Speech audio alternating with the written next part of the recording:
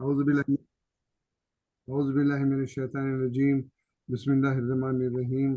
الحمد لله رب العالمين الرحمن الرحيم مالك يوم الدين إياك نعبد وإياك نستعين اهدنا الصراط المستقيم صراط الذين أنعمت عليهم غير المغضوب عليهم ولا الضالين.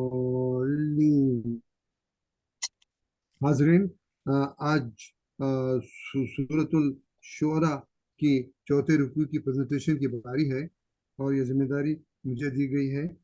اور پہلے میں کسی سے احمد بھائی جعفری سے گزارش کروں گا کہ وہ چوتھے سورہ کی آیت نمبر 52 سے 68 تک تلاوت فرمائے تاکہ ہم ترجمہ اور تفسیر کی کاروائی شروع کریں. احمد بھائی جعفری.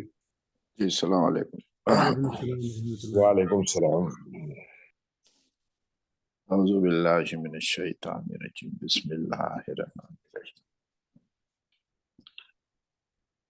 وَأَوْحَيْنَا إِلَى مُوسَىٰ أَنْ أَسْرِ بِعِبَادِي إِنَّكُمْ مُتَّبَعُونَ فَأَرْسَلَ فِرْعَوْنُ فِي الْمَدَائِنِ حَاشِرِينَ إِنَّ هؤلاء لشرذمة قليلون وإنهم لنا لغائظون وإنا لجميع حاذرون فأخرجناهم من جنات وعيون وكنوز ومقام كريم كذلك وأورثناها بني إسرائيل فأتبعوهم مشرقين فلما تراءى الجمعان قال أصحاب موسى إنا لمدركون قال كلا إن معي ربي سيهدين فأوحينا إلى موسى أن اضرب بعصاك البحر فانفلق فكان كل فرق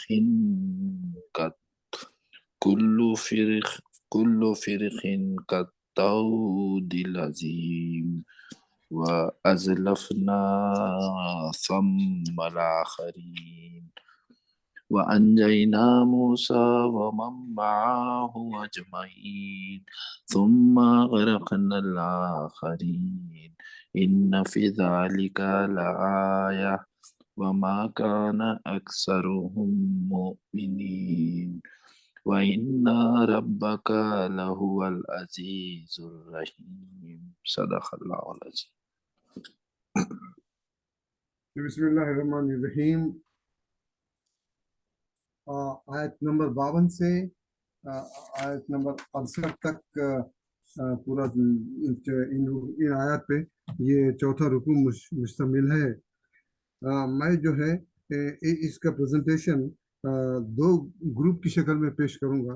پہلا گروپ جو 52 سے 59 ہے، پھر دوسرا گروپ جو 59 سے 68 تک.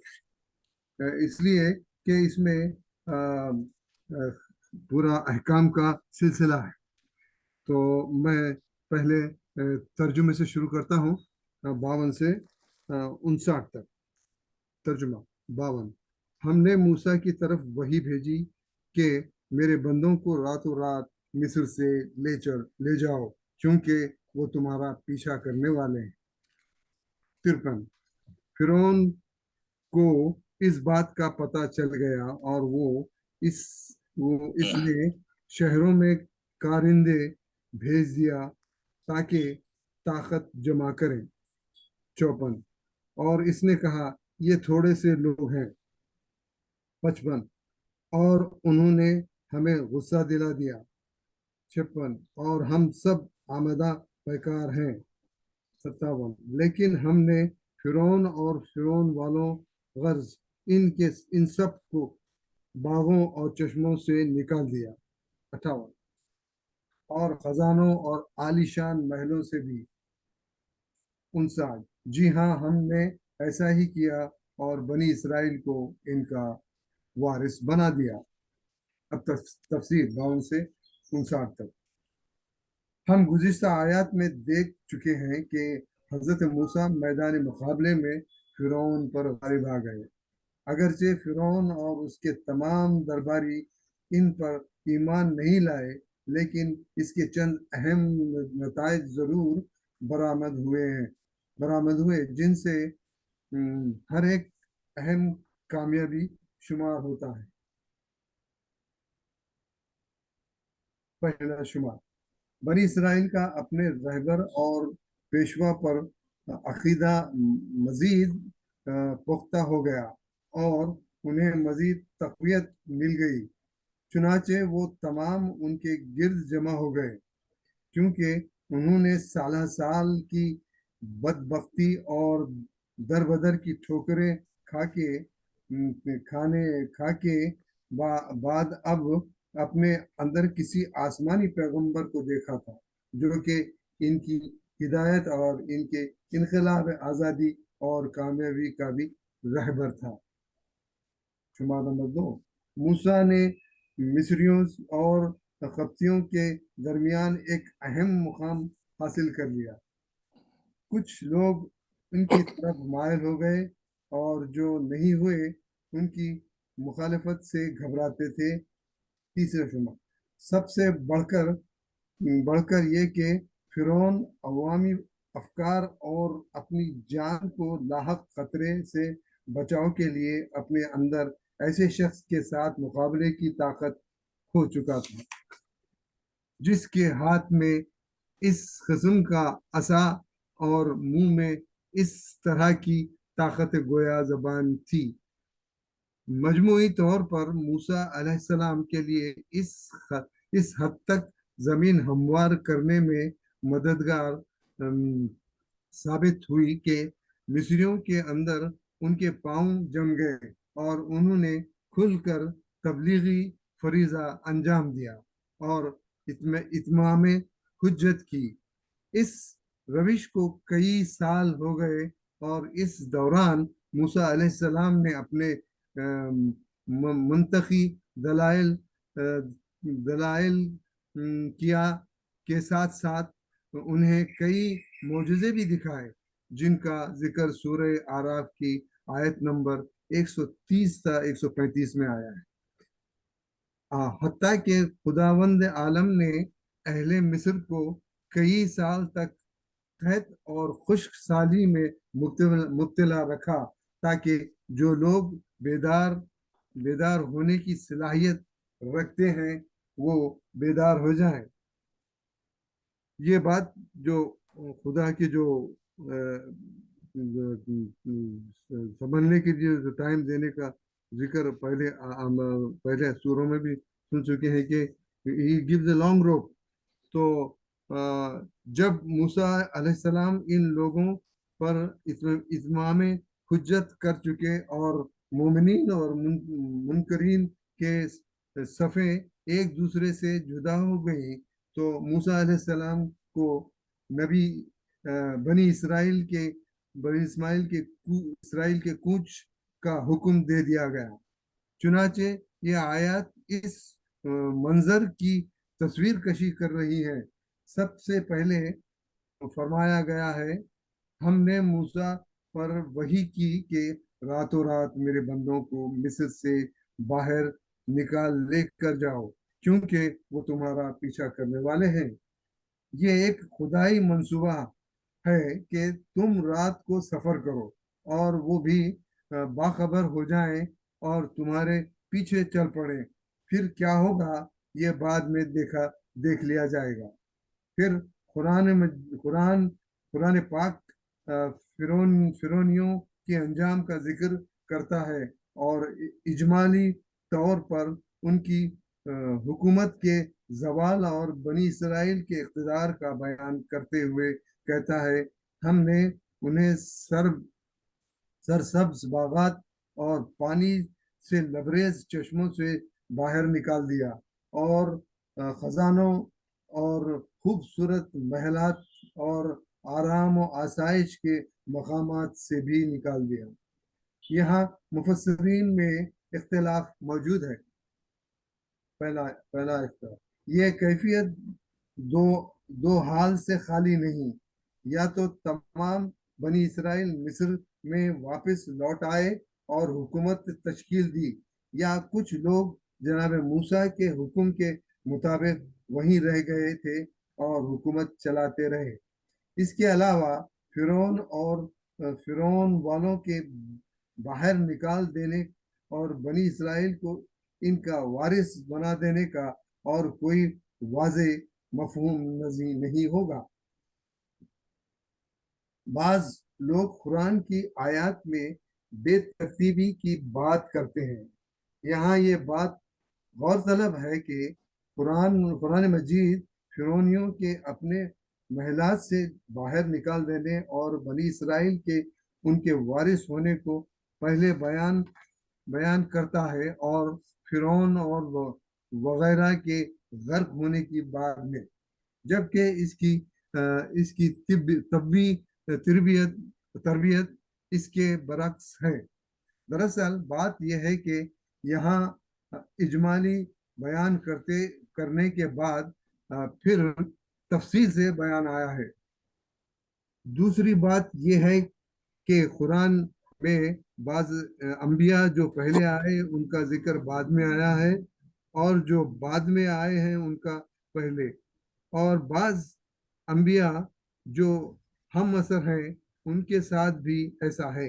दरअसल कुरान कोई दास्तान या तारीख की किताब तो नहीं कि वाक़यात को तरतीब के साथ बयान किया जाए, बल्कि इसके पेश नज़र तरबियती और इंसान साजी के पहलू होते हैं जो दूसरी मुनासिबतों के मुतखाजी होते हैं। दो, आयत की तरतीब। कुरान मजीद वाली आयत में फिरौन और उसके साथियों के गर्क होने को तफसील के साथ बयान कर रहा है। ये बात इस सवाल का सबब बन जाती है कि आखिर क्या वजह है कि कुरान मजीद फिरौनियों के अपने महलात और जायदाद से बाहर निकाल देने और बनी इसराइल के उनके वारिस होने को पहले बयान कर रहा है, और फिरौन और वगैरह के गर्क होने को बाद में, जबकि इसकी तरतीब इसके हर बरक्स है। दरअसल बात यह है कि यहाँ इजमाली बयान करने के बाद फिर तफसील से बयान आया है। आयत नंबर 60 का 68 तर्जुमा। वो फिरौन वाले बनी इसराइल के ताक़ुब में चल पड़े और तुलुए आफ्ताब के वक्त उन्हें जा लिया। 61, जब दोनों ग्रोहों ने एक दूसरे को देखा तो मूसा अलैहिस्सलाम के साथी कहने लगे, हम तो फिरौनियों के चंगल में फंस गए। 62, मूसा अलैहिस्सलाम ने कहा, ऐसी कोई बात नहीं, बेशक मेरा रब मेरे साथ है जो जल्द ही मेरी रहनुमाई करेगा। 63, इसके बाद हमने मूसा की तरफ वही की कि तुम अपना असा दरिया पर मारो। दरिया फट गया और इसका हर एक हिस्सा एक अजीम पहाड़ की मानिंद था। 64, और वहां पर हमने दूसरे लोगों को भी दरिया के नजदीक कर दिया। 65, हमने मूसा और जो लोग उनके साथ थे सबको निजात बख्शी। 66, फिर दूसरों को हमने गर्क कर दिया। 67, इस वाक़े में हक तलब अफराद के लिए वाज़े निशानी है, लेकिन इनमें अक्सर ईमान नहीं लाए। 68, और तेरा परवरदिगार अजीज और रहीम है। अब तफसीर। इन आखिरी आयत में हजरत मूसा और फिरौन की दास्तान का आखिरी हिस्सा पेश किया गया है कि फिरौन वालों का दर्दनाक अंजाम और बनी इसराइल ने किस तरह निजात पाई। जब बनी इसराइल ने फिरौन के लश्कर को ताक़ूब में आते हुए देखा तो उन पर कर्ब का आलम तारी हो गया और उनका एक एक लम्हा कर्ब और इस्तराब में गुजरने लगा। ये लम्हात उनके लिए जबरदस्त तल्ख थे। शायद बहुत से लोगों का ईमान मुतज़ल्ज़िल हो चुका था और बड़ी हद तक जो हौसले पस्त हो चुके थे, लेकिन जनाब मूसा अलैहिस्सलाम हस्ब साबिक़ निहायत ही मुतमईन और पुरसुकून थे। उन्हें यकीन था कि बनी इसराइल की निजात और सरकश फिरौनियों की तबाही के बारे में खुदा का फैसला अटल है और वादा यकीनी है। ये वादा हजरत मूसा और हजरत हारून अलैहिस्सलाम से खुदावंद आलम ने इनसे हुक्म तबलीग देते हुए कहा था कि मैं हर जगह पर तुम दोनों के साथ हूँ। मैं सुनता भी हूँ और देखता भी हूँ। आयत सूरह ताहा की आयत नंबर 46 में ये बयान फरमाया गया है। आयत नंबर 68 में परवरदिगार फरमाते हैं और तेरा परवरदिगार अजीज और रहीम है। ये नुक्ता भी काबिल गौर है कि इस सिलसिले की आखिरी आयत जो मूसा अलैहिस्सलाम और फिरौन के मजमूई कामों और लश्कर हक और लश्कर बातिल के शिकस्त और तबाही के नतीजे के तौर पर है। खुदावंद आलम की दो सिफात बयान कर रही हैं, एक इबरत और दूसरे रहमत। पहली सिफत उसकी कुदरत काबिल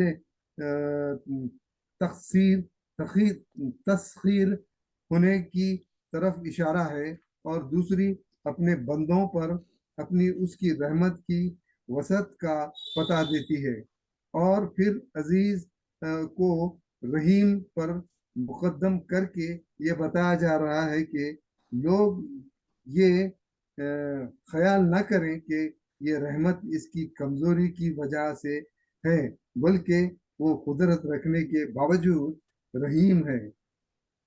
आखिरी में मैं थोड़ा मैसेज के बारे में मैं जो पढ़ा मैं जो समझा मेरी कमजोर समझ के हिसाब से पैगाम क्या मिलता है सूरह नंबर 52 से 68 तक मैंने छोड़ा कुछ लाइनों में कलमबंद किया है। हम दौरान जिंदगी चाहे किसी हालात से हम गुजरे, गम हो या खुशी या बीमारी, हमें परवरदिगार पर यकीन रखना चाहिए कि वो जो भी चाहता है हमारे हक में भला चाहता है और हम मुश्किल में उससे रुजू होना चाहिए। परवरदिगार ताकत रखने के बावजूद हमारी भूल को माफ करता है क्योंकि वो रहीम है और क्योंकि खुदा अपने बंदों पर मेहरबान है और इस बारे में हम हरगिज ये तसव्वुर न करें कि ये उसकी कमजोरी है। हजरत मूसा अलैहिस्सलाम ने अपने कठिन हालात में खुदा पर यकीन और सब्र का मुजाहिरा किया। हमारे मुश्किल हालात जिंदगी में सब्र से काम लेना चाहिए। आखिरी में दुआ, खुदाया हम पर रहम फरमा, हमें आतिश जहन्नुम से तेरे रहम और करम के जरिए बचाए रखना। सदक़ल्लाह अल अज़ीम। जी मेरा बयान मुकम्मल हो माशाल्लाह, गया। बहुत